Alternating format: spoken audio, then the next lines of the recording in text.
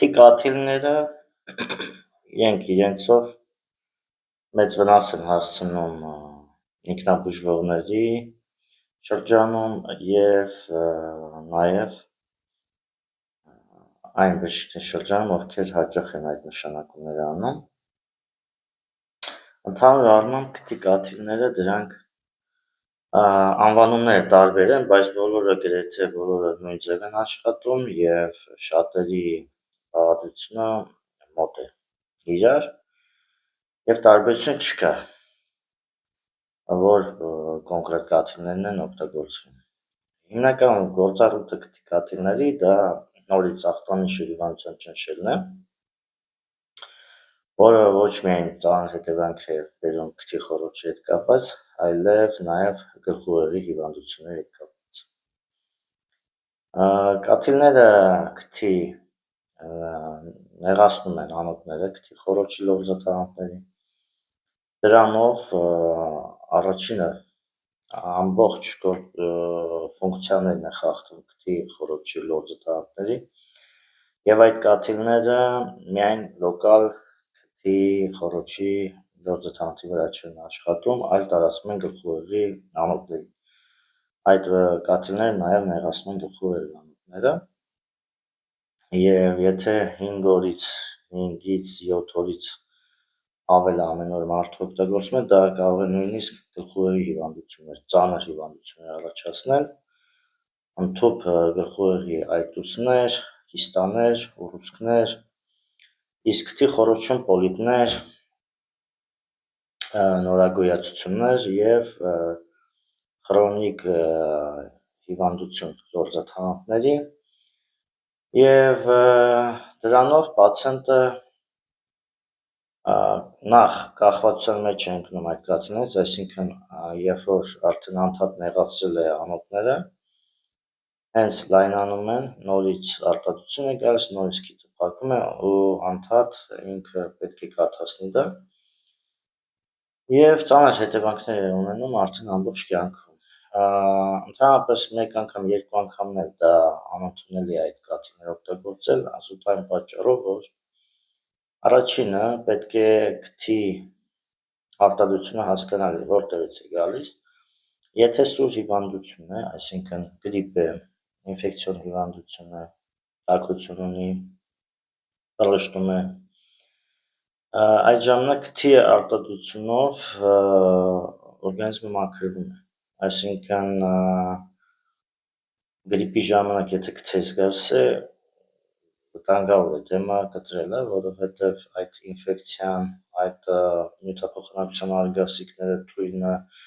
դուրս գալու միջոց է օրգանիզմի համար հանդիսանում քթի խոռոչի լորձաթաղանթը։ Փակելով հիվանդությունը գնում է ներս և օրգանիզմը դադարում է մաքրվելուց, կարող է տաքություն բարձրանալ, կարող է դրա փոխարեն լուծ առաջանալ, հաճախամիջություն և այլն։ Դա մեկ է, այսինքն այնպես չի, որ գրիպի ժամանակ եթե քթերից գալիս է, դա ավելի լավ է, որ գա, քան չգա։ Իսկ եթե սուր հիվանդություն չի,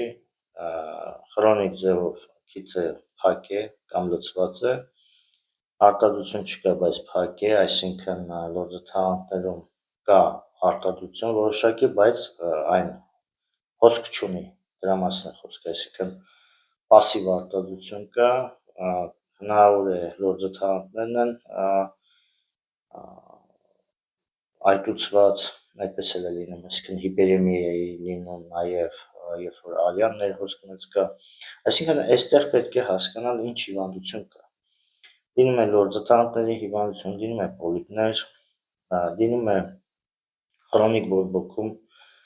այստեղ և արյան շրջանության խախտում, ընդհանրապես գլխում, անոթների հետ կապված, զարկերակների հետ կապված, այսինքն պետք է այստեղ հասկանալ պատճառը որտեղ է գտնվում, այդ խրոնիկ հիվանդությունը բժշկել և քիթը բացվում է, բայց այդ խնդիրը կաթիլներով դա նորից ելք չէ, ավելի է բարդացնում, ավելի է խնդիրներ առաջացնում։ Հիմնականում այդ խրոնիկ վիճակից հոմեոպաթիկ մեթոդն է լավ օգնում, դուրս հանում և պոլիպների հետ կապված, և լորձաթաղանթների հիպերեմիայի հետ կապված կապված եւ այլն, այսինքն խրոնիկ հիվանդությունը հիմնականում դեղորայքային միջոցների մեջ հոմեոպաթիան է, որ դուրս է հանում, հոմեոպաթիան ոչ միայն խրոնիկ հիվանդություններն է արդյունավետ բժշկում, նաեւ սուր հիվանդություն, նույն գրիպի ժամանակ, նույն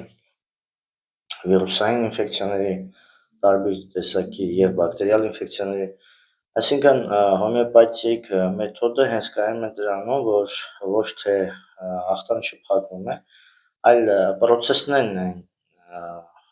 պետք է հասկանալ, այսինքն ինչի է կատարվում տվյալ պրոցեսը, մեխանիզմը եւ օգնել օրգանիզմին, որպեսզի արագ ազատվի ինֆեկցիայից, օգնել, որպեսզի հաղթի ինֆեկցիան, ոչ թե փակել դեմը թույների դիմացը եւ չթողել դուրս գա, նույն ձեւի փակել արտադրությունը, փակել, այսինքն ճնշել ախտանիշը։ Աթիլները ընդհանուր առմամբ շատերին են մինչ օրս վնասել ու շատերը նույնիսկ հասել են բազմաթիվ պոլիպների քթի եւ կամ որ գլխուղեղի ծանր հիվանդություններ են առաջանում եւ դրանով մեծ վնաս են հասցնում իրենց առողջությանը։ Առողջ